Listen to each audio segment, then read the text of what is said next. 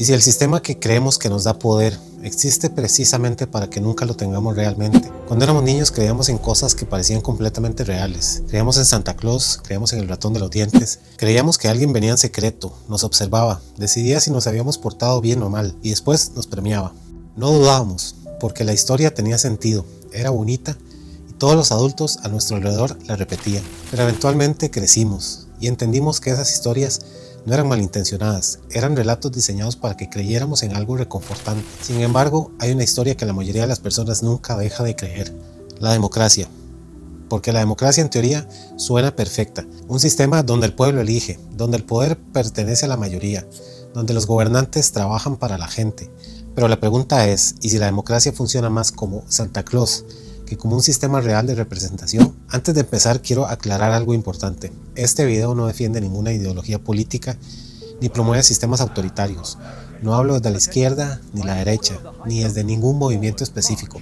Más bien hablo desde el escepticismo. Así como de niños dejamos de creer en ciertas historias, me gusta pensar que quizás la democracia no sea el punto final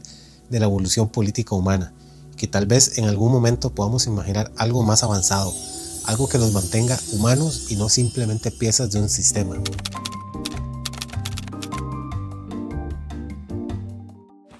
Si la democracia moderna se representa como un sistema donde la ciudadanía elige a sus representantes,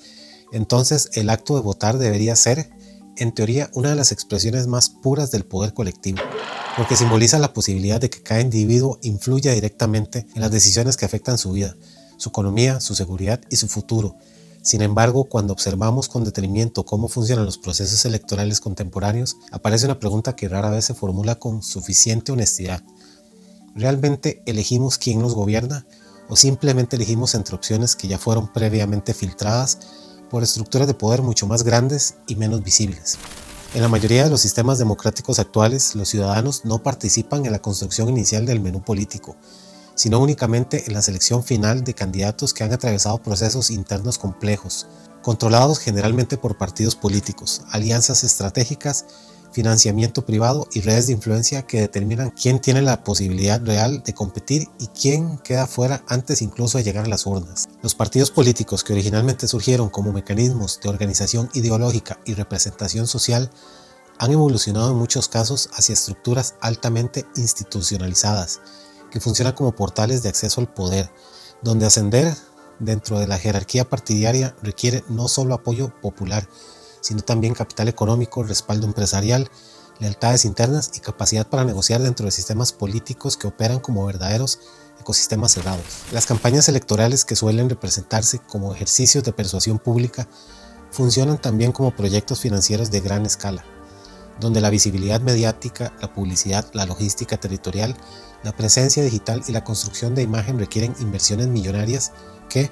en la mayoría de los casos, provienen de donantes privados, grupos económicos, corporaciones o actores con intereses estratégicos específicos. Y aunque estas contribuciones no siempre implican acuerdos explícitos o ilegales, sí generan dinámicas de dependencia política, donde quienes financian las campañas esperan, de manera directa o indirecta, que los futuros gobernantes adopten decisiones que favorezcan determinados sectores económicos, regulaciones específicas o políticas públicas que protejan sus intereses comerciales. En este contexto, el proceso electoral comienza a parecerse menos a una competencia completamente abierta y más a un sistema donde las opciones disponibles ya han sido moldeadas por factores económicos, mediáticos y estructurales que condicionan el tipo de liderazgo que puede emerger, limitando la diversidad real de propuestas políticas que llegan a la ciudadanía. Esto no significa que el voto carezca totalmente de valor o que las elecciones sean irrelevantes,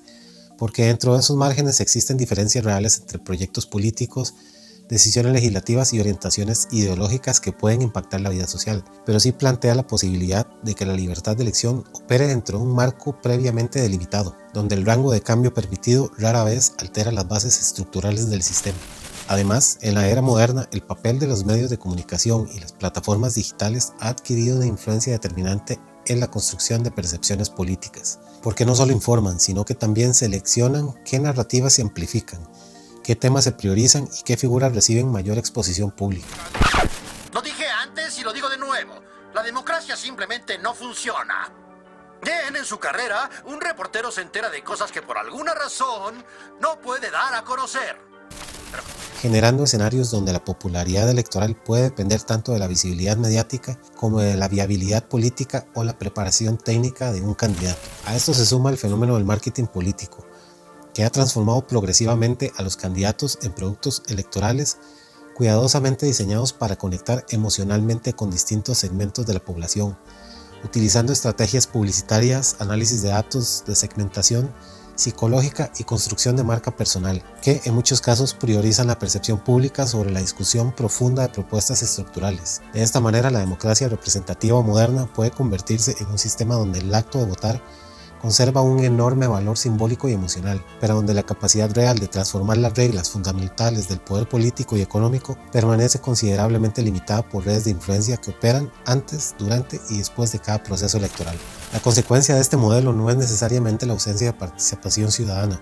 sino la creación de una participación cuidadosamente canalizada, donde el ciudadano puede expresar preferencias dentro de un espectro políticamente previamente configurado,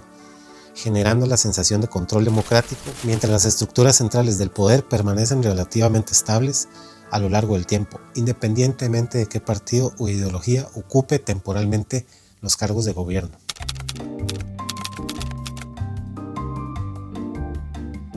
Dentro de la narrativa tradicional de la democracia moderna, los políticos suelen presentarse como figuras cuya principal misión es representar los intereses de la población,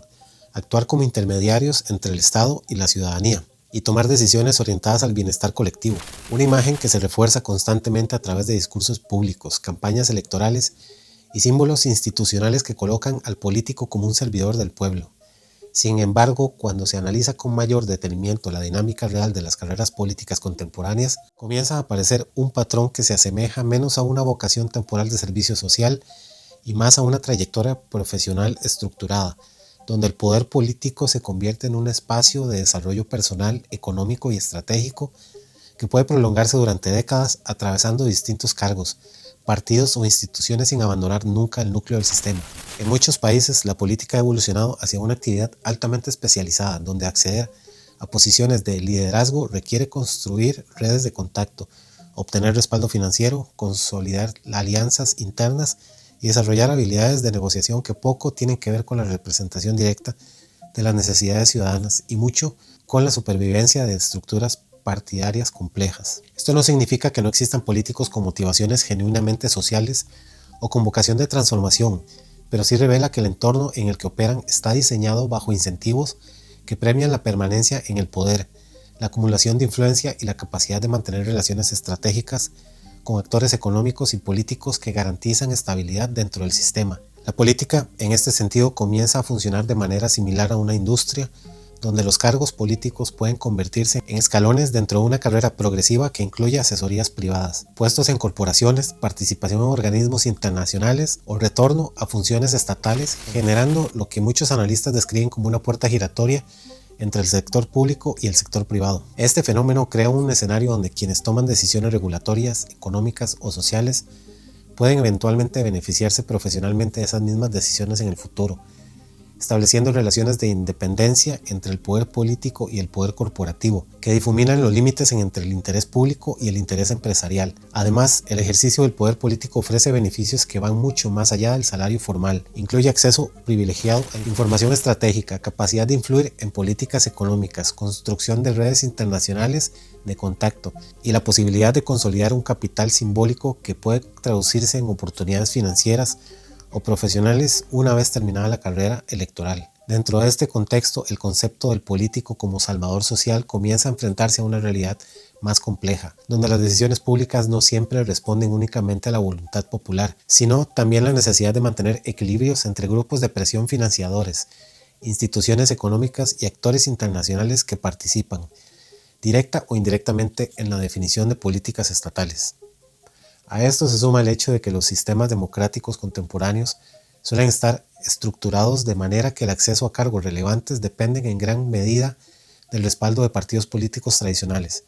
lo que limita la entrada de actores externos o movimientos independientes que busquen alterar las reglas del juego, reforzando la continuidad de élites políticas que, aunque cambien de rostro o discurso ideológico, permanecen dentro del mismo circuito de poder. Con el tiempo, este modelo puede generar una profesionalización del poder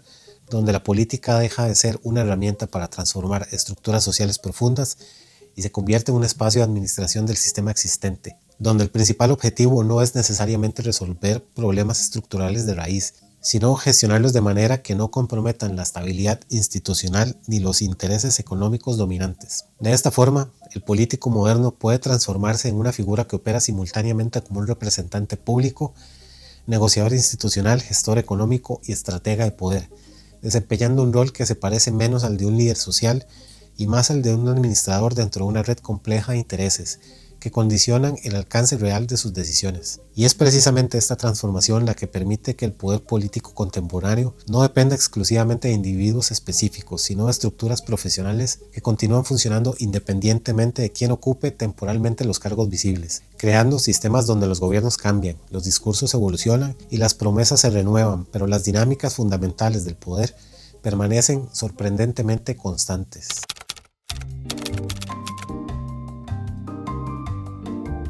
Cuando la mayoría de personas escucha la palabra dictadura, la imagen que aparece casi de forma automática en la mente suele ser la de un líder autoritario que concentra todo el poder, controla todo el Estado de manera absoluta,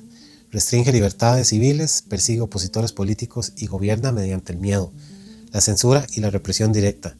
Un modelo que en la historia del siglo XX dejó profundamente marcado en la memoria colectiva a través de ejemplos donde el poder era claramente identificable y tenía un rostro, un nombre y una estructura jerárquica visible. Este tipo de dictaduras, que podían describirse como totalitarias o autoritarias en su forma más clásica, funcionan mediante la centralización extrema del poder, donde las decisiones se originan desde un núcleo claramente definido y se imponen verticalmente sobre toda la sociedad, dejando poco espacio para la disidencia, el debate o la participación política real. Sin embargo, existe otra posibilidad que resulta mucho más difícil de identificar y precisamente por eso puede resultar más compleja de cuestionar, y es la idea de que el poder moderno no necesariamente necesita concentrarse en una sola figura para ejercer control, sino puede distribuirse entre múltiples estructuras interconectadas que, en conjunto, terminan moldeando el rumbo político, económico y social de los países sin que exista un líder absoluto representante de ese control de manera evidente. En los sistemas democráticos contemporáneos, el poder rara vez se presenta como una imposición directa o visible, sino que suele operar a través de redes complejas formadas por corporaciones multinacionales, instituciones financieras, organismos internacionales, medios de comunicación, think tanks y élites políticas que interactúan constantemente, negociando intereses, estableciendo agendas y condicionando decisiones que afectan a millones de personas. Este tipo de estructura genera lo que algunos analistas describen como una forma de poder difuso, donde la autoridad no está centralizada en una figura dominante, sino distribuida entre múltiples actores que, aunque no siempre actúan de manera coordinada, comparten intereses económicos, políticos o estratégicos que terminan produciendo resultados similares en términos de políticas públicas y modelo de desarrollo social. A diferencia de las dictaduras tradicionales donde el control se mantiene mediante la fuerza, el poder difuso suele sostenerse a través de mecanismos mucho más útiles, como la construcción de narrativas sociales, la influencia cultural, la presión económica, la dependencia financiera entre países, la regulación de mercados y la formación de consensos políticos que representan determinadas decisiones como inevitables o técnicamente necesarias. En ese contexto, la población puede experimentar una sensación constante de libertad formal, donde existen elecciones, partidos políticos, debates públicos y participación ciudadana, mientras que las decisiones estructurales más importantes, como políticas económicas globales, acuerdos comerciales, regulaciones financieras o modelos de desarrollo, permanecen condicionadas por dinámicas internacionales y corporativas que están fuera del alcance directo del voto ciudadano. Este fenómeno no implica necesariamente la existencia de conspiraciones centralizadas o planes secretos coordinados, sino la consolidación progresiva de sistemas donde distintos actores poderosos comparten incentivos similares, operan dentro de las mismas reglas económicas globales y terminan produciendo estructuras de poder que se mantienen estables, independientemente de los cambios electorales. De esta manera, las dictaduras visibles generan resistencia porque el enemigo es claro, identificable y por lo tanto más fácil de cuestionar, mientras que las formas difusas de control político y económico pueden resultar más difíciles de enfrentar porque el poder no se presenta como una imposición directa, sino como una red compleja donde cada actor parece operar de manera independiente, diluyendo la responsabilidad y haciendo casi imposible señalar a un centro único de autoridad. Además, el poder difuso suele sostenerse mediante la internalización cultural de sus propias reglas, lo que significa que las sociedades no solo obedecen ciertas estructuras políticas y económicas, sino que aprenden a considerarlas naturales, inevitables o incluso deseables, generando sistemas donde el control no depende exclusivamente de la coerción externa, sino también de la aceptación social de los límites del cambio posible. En este escenario, la democracia representativa puede coexistir con estructuras de poder altamente concentradas, pero organizadas de manera que no resulten evidentes, creando sistemas donde la población participa activamente en procesos electorales, debate ideologías, exige reformas y busca transformaciones sociales, mientras las bases fundamentales del modelo político y económico permanecen relativamente intactas. Esta transformación del poder, que pasa de ser visible y centralizado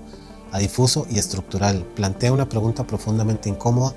para las sociedades modernas: si el control ya no depende de un líder autoritario claramente identificable, sino de una red de influencias interconectadas. ¿Contra quién exactamente se dirige la resistencia política y social? ¿Y cómo se puede transformar un sistema donde el poder no tiene un rostro definido, sino múltiples centros de influencia que operan simultáneamente?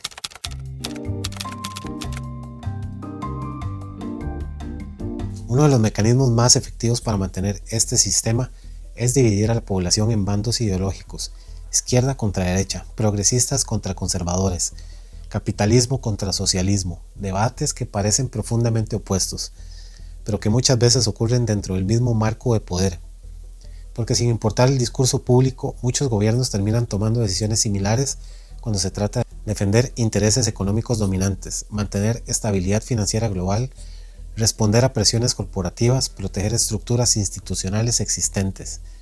Esto no significa que no existan diferencias reales ideológicas, significa que esas diferencias en ocasiones no alteran el núcleo del sistema. Existe una frase que describe perfectamente esta sensación moderna: hoy es más fácil imaginar el fin del mundo que imaginar el fin del sistema político y económico actual. Gobierna narrativas, gobierna expectativas, gobierna la manera en que pensamos en el futuro.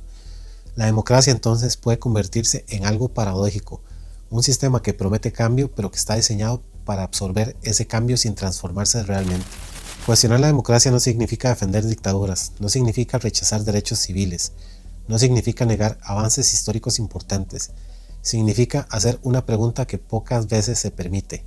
¿estamos participando en un sistema que realmente distribuye el poder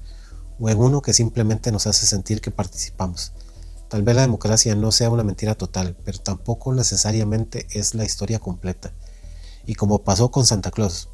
crecer no significa dejar de creer en todo, significa empezar a preguntarse quién escribió la historia y quién se beneficia de que la sigamos creyendo.